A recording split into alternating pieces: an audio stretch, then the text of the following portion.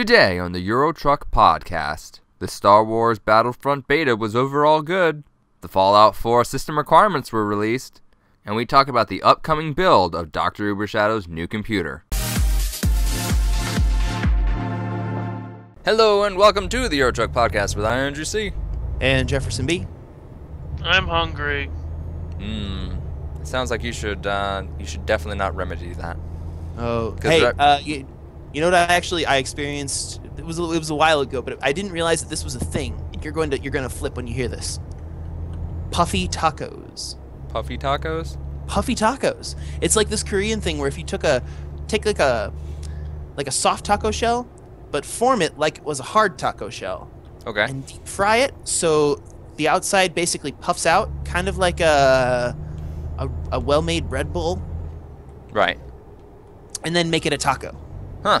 Like fill it with like barbecue or meat and like, veg and cheese and pico de gallo and all that great jazz. Right. You got a puffy taco. Well, something pretty similar to that. Taco Bell's got that chalupa thing. It's kind of like a chalupa. But they've got that with the cheese in the shell. Yeah. So it's a tortilla that's been puffed up and had cheese shoved inside it and fried. I think it's I'm fried. always hesitant about utilizing Taco Bell as my standard for Mexican food. Well, it's also only available, I think, in Toledo, Ohio. Really? Yeah. Taco Bell and their local markets. That's the test location, and it hasn't made it out of the test location yet. Did you hear about the one Taco Bell that's in like Chicago that's finally starting to, not finally, but like they're the first Taco Bell to serve tequila? Huh. That is interesting. The first Taco Bell with a liquor license. And apparently it's a test kitchen for Taco Bell. Who would have thought it? I would never have thought that. Neither I also only learned not recently, like maybe within the last 2-3 years, that Pizza Huts have liquor licenses. Really? Yeah, because they serve beer. What kind of a Pizza Hut serves beer? All of them, apparently.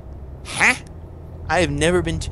Maybe it's just because I live in like one of the driest cities in America. It probably is also that you just never thought to think about, to look or to ask. That's why I didn't know. I don't think we have a Pizza Hut. Like that's a different story. If you just don't have Domino's, we have a Papa John's. There's a Little Caesars. I bet you do. You just don't know where it is. There probably is, but I just don't. Or it's inconvenient. Yeah, it probably is just inconvenient. I mean, 4 colleges. I think there's actually 5 colleges here. Like, I don't know where the closest Pizza Hut was to Belmont. Which is in a city. Right. But I knew where the Little Caesars is. I knew where the Domino's was. Definitely knew where the Domino's was because that was the closest pizza place to us. Yeah, they would also probably, I guess, deliver on campus. I think so, yeah. Yeah, when I lived on campus, our Domino's delivered. We also had a Mellow Mushroom. Your Mellow Mushroom is awesome. Not that I've ever been there, but bless you, Mike. No, I thought we ate at the Mellow Mushroom. No, I was in North Carolina and I ate at a Mellow Mushroom. And that place is thebomb.com. I had heard very good things about their pizza. I just never got to go. If I can find one nearby, next time I'm home, actually not the next time I'm home, but the next time I'm at home, because I'm only going to be home for like a couple of days next, over yonder Thanksgiving. But, yeah, as opposed to this past Thanksgiving that just occurred on Monday. But that's of the Canadian variety. Oh, I was like, what is he talking about? Oh, yeah, Canada. Yeah. Canada. Shout out to all of our Canadian viewers out there. Hey, it's a much better holiday than stupid Columbus and his dumb discovering of Bahamas. We'll talk about that one on another... that's for another show. But the next time I'm at home, we're going to pilgrimage to a Mellow Mushroom. We're going to find it. Make it happen. I feel like there's none anywhere near here. We live close enough to New York City where we're going to find one. Maybe. It might be a hike, but we'll make it happen. I mean, I'll be home for like a month. It's who knows? It could be anywhere. We'll have time. Anyway, we'll look later. Do we want to touch on some news?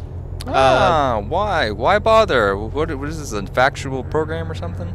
I mean, I thought this was just a food review show, but if you want to That's what I thought. I thought this was a food review show. A factual food review show. We can take our factual food review show and make it into a gaming podcast if you so choose. All right, if you insist. All right. Well, let's jump into the news. Oh, the first thing we have here is, of course, Star Wars Battlefront. I mean, how could we not talk about that? They had the beta this past weekend. Such a good time. The beta got extended by a day, too, so hopefully a couple more people got to check that out, too. Let's see, they had to even add more servers to be able to handle the 9 million people who tried out the game. Right.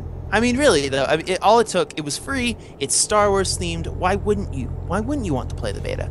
I mean, you'd have to pretty much just despise everything that EA stands for to not at least try it out. If you have a philosophical conundrum there, I can understand that. But I mean, other than that, like, there's no reason not to. For the layperson, I mean, it's just another Star Wars game. I guess the other reason you might not have done it is if you don't have the good internets. Or the good PCs. That too, yeah. If you've got a toaster, next-gen console. If you got a toaster or a Super Nintendo. Yeah, you probably. Nintendo's probably not going to run Battlefront. I'm sorry to report that, but thankfully my PS4 did. My PC totally didn't. The PC Master Race failed me miserably on this one. Well, but Sony Toast came through. You do have a little bit of an older gaming rig, so. I do. I'm not totally surprised there, but you should have been able to at least run it on something. I ran my PC, which is only a little bit newer, ran it on medium. I was even hoping it would launch, but mine would crash instantly on software launch. So hopefully that's a bug they're going to fix in the final game. Probably a graphics thing. Maybe there'll be a demo that I can try out to make sure that it works before I drop 60 bucks on this next time. Hey, it doesn't open. Well, refund. Yeah. Which Origin does have refunds. So. I mean, I'm glad, but that just seems like so much effort. No, thank you. If I know it works on the PS4, which it did, and I played it rather obsessively. Right. And you just buy it for the PS4 then. Oh, it was a good time. It was a good time. We played both modes. There's both the multiplayer modes, I should say. I also played the offline mode, I guess you call it. I don't know, because it's EA. Like, it could very well be an online offline mode. Right. It is online offline. I played the survival map thing with What was your time in the survival map? Do you know? What was my time? Yeah. What was your time? I don't remember. I was 8:36. So if you can beat that, comment down below and let me know what your time was. Because I mean, you probably beat me, but I'd like to at least think I have a leg up on somebody out there. I know I rank #1 in this household. But yeah, so we played. There's the not online version, the single player edition. Right. And the not massively multiplayer. Right. Then there's the massively multiplayer component of it, which it felt to me like. It felt to me so much like Battlefront that I remember from a kid, because I remember playing Battlefront 1 and 2 being my favorite, only because there was that one map where you could just play as all Jedi. It was a great time. I actually bought it on my PS Vita specifically so I could play that map. Like it's good stuff. But I think that it was a solid game. You know, there's some bugs we got to work out. There's some balance issues that are going on, especially on Hoth. The Imperials just have a statistically higher likelihood of winning, and I'm sorry to report that, but it is what it is. Well, and if you think about it, even in the story, they were supposed to win, so I'm sure that was part of the reason why it's a little skewed. This is true. I can see somebody making the story claim for that, and I mean, that's fine. If that's what they want to do, it's their game. In total realism, it should be more like a 51-49 type. Yeah. Not like it shouldn't be 75-25 for the split. And if you're going for that also, story-based advantage. Yeah. That's also just on this one map. Here's to hoping there might be a different map that has a very is skewed in the other direction. I'd love to see that. I'd love to see, like the battle on Endor, where it's very much like the rebels have it. They've got the upper hand on that. Right. Or something else where the story skews it more in that direction, just so we can have some balance there. I mean, it's really hard to make a judgment on a whole game based off of what is effectively less than a third. Right. It's less than a quarter, really, of the total game is what we had access to, and that everyone else had access to. There were 3 leaked game modes that. INGC, do you want to talk about those for just a little bit here? Talking about these 3 new game modes. Well, I've got 2 written down. I don't have the third though. All right. But it's Droid Run and Cargo, and at least one of them is a capture the flag mode. One is also like I think a King of the Hill type map, and they are basically more of a tug of war type game. At least Cargo is, and the scoring is kind of confusing compared to most capture the flag games because they do it a little bit differently. But in the end, all that matters is whoever has the most crap at the end of the game wins. Yeah, unconventional, I think, is the word I would apply to this scoring system. And it's basically, if you have the most points at the end of the time, you win. There's nothing to say that you're going to keep those points, and your goal, like, basically prevents, I think, people, like, players from becoming complacent. Because we've all had that. We've all had that, like, you're guaranteed to win or you're guaranteed to lose in a match by, like, halfway through, but you still have to suffer it out for the last, 15 minutes because somebody won't surrender. Right.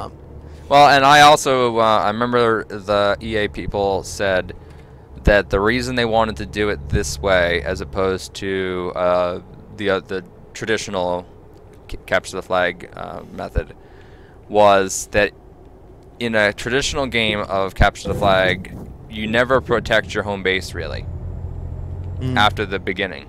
Once your flag is gone, you never are there, because what does it matter? Right. And so the way that they kind of set it up, they want people to actually have to go and keep track of their base and make sure that people aren't stealing their stuff. That makes sense. That makes sense. The third and final game type that we have, that I have here in a news article from PC Gamer, they're calling it Hero Hunt, which is a 7v1. Halo had a game type that was like this, where one player gets really, really overpowered. Juggernaut. It's basically like Juggernaut. There are seven normal soldiers facing one hero, be that Vader, be that Skywalker, be it whomever. But your goal is to eliminate the hero. And then he who eliminates the hero becomes the hero who needs to be eliminated. I guess so. That's how it works. That is how it works. Mm-hmm. Awesome. That is super interesting. I'm kind of, that might be my game type. I'd have to see, okay, so based on the beta itself, is it a game that I would buy at full price? I might be inclined to buy it at full price because for all the gameplay quirks that it had, it is pretty. It is a pretty game. It definitely does look good. I don't know that I would. Okay, as the, not even the owner, as somebody with access, I should say, to a next-gen console, it's worth it. That television sings when that game is playing. It looked great on PC. Absolutely looked great. Will I wait for it to go on Steam sale before I try to buy it on a PC? Absolutely buy it on sale. I would buy it. Cheap, I would buy it but as I don't low know as how much I would anything else. Now, mainly because I don't know that I would continue playing it. Like, I played it one day of the beta, and that was pretty much it. And then I was just kind of like, because I did everything. You played all the maps, and then you die, and then you respawn, and then you die, and then you respawn, and you die, and then you get killed by a random rock. And you'd be like, it'll show you a death cam, the kill cam of the person who killed you. Sometimes there was nothing there. Right. And Freelance had a couple times where, normally at least says a name if there isn't someone there. And he just had, it was just blank. There was just nothing. It was killed by nothing. So. Such as the beta. A lot of those things could just be beta problems that hopefully will get resolved. And yeah. But they did say that there's not going to be any voice chat coming to the final game. They said if you want to talk to your other fellow players, you need to use a third-party product separate from the game, like Mumble or TeamSpeak or Ventrilo. Nothing wrong with that. That's their and decision. The other thing that they did already release the information for is there is going to be a season pass for Battlefront. It's going to be $50, and that'll get you access to all of the 4 planned DLCs for the game. And that having the season pass also grants you 2 weeks advanced access to each expansion. So you get to play that a little bit earlier than the normal release. That's going to be rough. We're talking about, that's literally a $110 drop right there. Because it gets a $60 launch plus the $50 season pass. Yep. That's rough. I did see that it looks like depending on where you buy the game, there are some places you'll be able to get it at a little bit of a discount. I know Does that Green Man Gaming have it for a discount? I believe Green Man Gaming does have it at a discount. You can buy that game on GMG. And it's our offer code? If you go down to the description of this video, you will see one, a link to get you over to GMG quick and easily, and a promo code for GMG that will get you 20% off, guaranteed, every day at GMG, which makes the game not $60 anymore. Right. Should be I'm probably 50-ish. Yeah, 50-ish. Without doing the math. Yeah, I'm driving. Doing math while driving is frowned upon, I believe, in Europe. Yep. So. So okay, I'm curious then, Andy. What is your high price for this game? Like, what would be the highest you would go? Probably 30. You'd go 30. I might even push it because it's a AAA title, and if I could get it on the PS4, I would say 40 is like my high zone, but that's pushing it for me. Right. Part of that's because I'm a cheapskate. The other part of it's just because. Oh yeah, it's 100% because I'm a cheapskate. It's very grindy. Like it's gonna take. You have to invest into this game, and like that's okay. I don't mind that.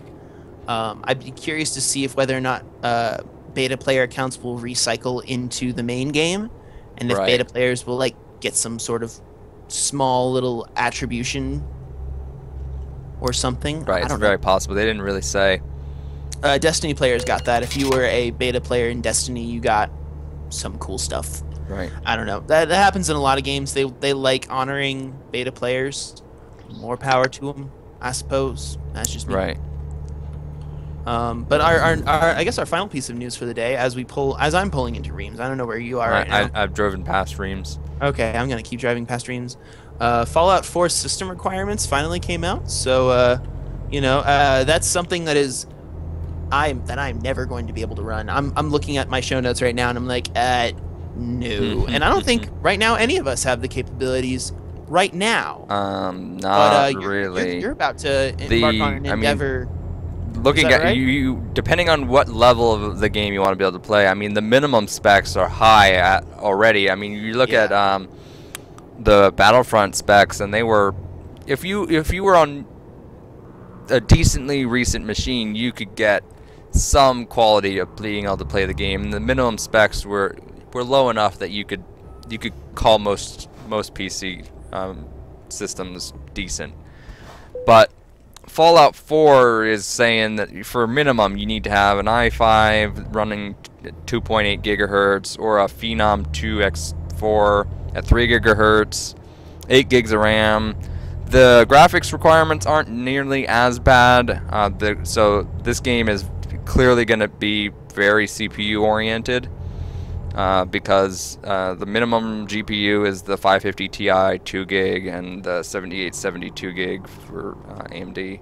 But the recommended specs to be able to theoretically run it on max is an i7 at 3.6 gigahertz or an AMD at 4.7 gigahertz. That's the top of the line AMD processor from what I'm familiar with. That's hot off the presses right now as far as any processor is concerned. Yeah, I mean, 8 gigs of RAM, and then the graphics for the recommended is the 780, the GTX 780 3 gigs, or the R9 290X 4 gig, which is pretty much the top of the line. Yeah, that 290X graphics is the top of the line right now as far as AMD graphics are concerned. I mean, and those are some high specs, honestly. That's beefy. I did a little looking, right, about what if you were going to build the minimum spec'd machine. Was it to build the cheapest you could build, the recommended rig. Yeah. There, on both Intel and AMD's side, was about 770. Yikes. And then 870. That is Intel and AMD respectively. Yeah. And it's my understanding, like right now, I mean, I know my rig would cry at the sight of those system specs. Your rig would shed a tear. Everyone else here at the crew right now does not have the appropriate spec rig, but you're about to embark on a journey. Is that correct? To bring somebody on this team up to par so that they can play Fallout 4. That's correct. The good doctor here, He's running on a probably, I believe, a close to 6 or 7-year-old machine that used to be Freelance's. If that, yeah. Yeah, it might be even still older than that at this point. But we're looking at building a brand new i7 Devil's Canyon rig that'll have 16 gigs of RAM, the GTX 970, the 4 gig variety, and that processor does 4 gigahertz all day long. Samsung Nice SSD, Corsair, everything pretty much. Asus board. Not a sponsor, but if you would like to sponsor us, get in touch. Oh yeah, but Ghost it's Inc. at you know, people at Ghost Inc. at ghostinc.com. Ghostincorporated@gmail.com. There you go. But or get in touch with me directly if you want to beef up my rig so I can play Fallout 4. Jeff at ghostinc.com. Yep. Well, ghostincorporated.com. Ghostincorporated.com. Yep. The links are all down below. Indeed they are. And that's, I mean that machine is about $1,300 or so. Yikes! But we're gonna do a build log of that. Is that correct? That's correct. You So, can look for that coming up here, sometime next week, probably we might Tuesday. even have to make that I'm thinking just right now, just off the top of my head, that might even need to become a multi-part build log. It could be. All depends. Just like we'll like to do an unboxing and then to do a setting things up and then to do a tuning video on the actual rig of what you're doing to it software side, to benchmark it, to really make it scream, to run heaven's benchmark on it and just see like how good do all these parts really gel together. Yeah, very possible. It'll be at least one video. We'll see how far it goes beyond that. But right. I'm looking forward to it. All the stuff should have arrived by now, by the time this video comes out. And hey, always a good time.